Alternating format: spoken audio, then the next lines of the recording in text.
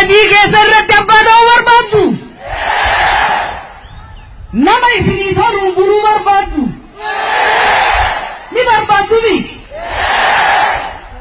Wal dhaggeeffannee na dhaggeeffattee ni as geennami.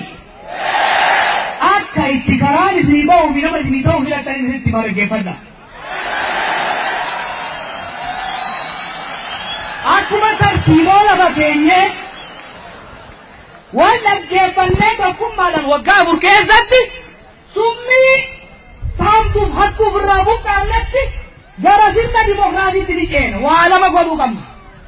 Dimokiraasiitti ce'uun Baale toora baale gochuuf Oromiyaa toora Oromiyaa gochuuf Itoophiyaatti haqa saba hundaa'e gochuudhaaf gara dimokiraasiitti ce'uu qabna.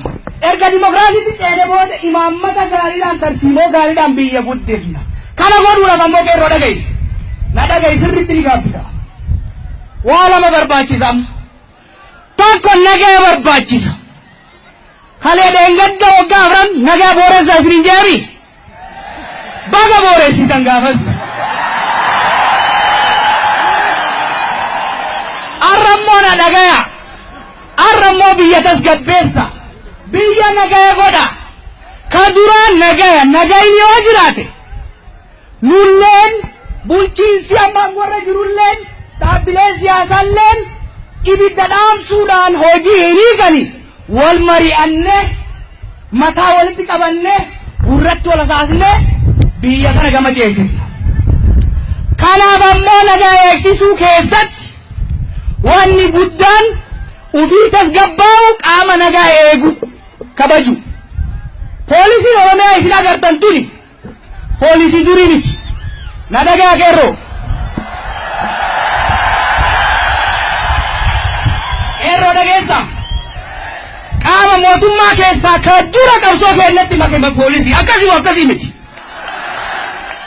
Poolisiin Oromiyaa agaazii wajjin hin dhugaaftu jettee gaafatite wayyaaneen kufte akkasii miti.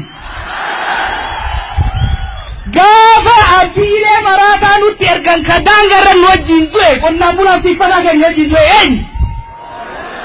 Polisi Oromiyaa duriti. Olkaa galateeffadha poolisii kan. Olkaa galateeffadha.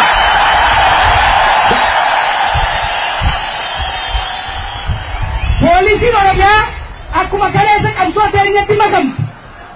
Akkuma daangaa keenya irratti kuftee salphina irraa nu baraare.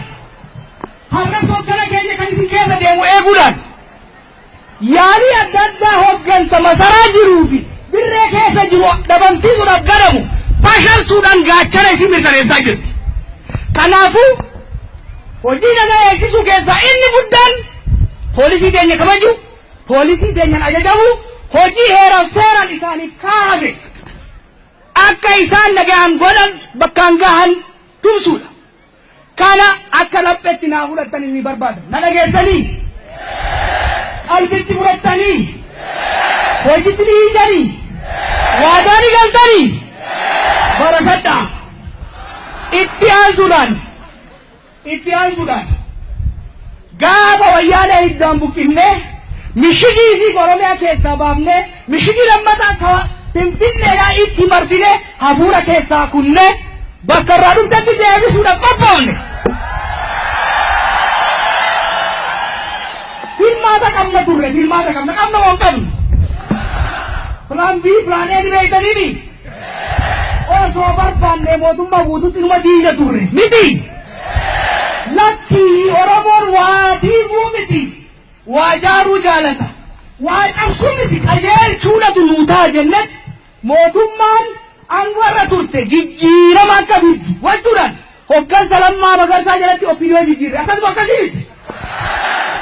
Mootummaa ammaa kana amaanaa itti kennine kubbaa wayyaanee ittiin taphattu harkaa fuudhee harka keenya gindira itti aanutu nuuseen jenneen akkasuma akkasii miti. Kanaafuu mootummaa amma hadaraa itti kennine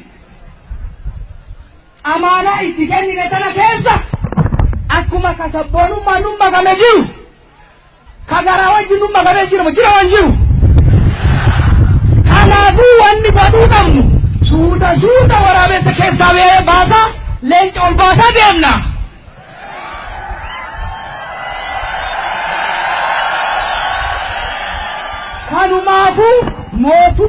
kaasaa gubbaa hamma gadii jiru kabaju qabdan warra isin miidhu warra isin hin jaalannes suuta wal mari'achaa manguddootti himaa lammatti illee dhaammachaa abiyyitti ol ergachaa yoo ammaate mulutti illee as baasaa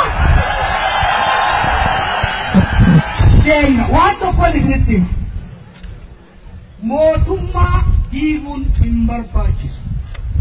Ummanni Oromoo waa diiguu hin qabu.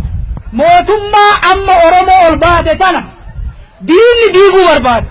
Agartanii torbaan ta'e waan ta'e mootummaa tartiifachuu qabdan. Furrillee yoo qabaate obboleeyyan keenya yoo jallattes nutu filatee achi kaayate.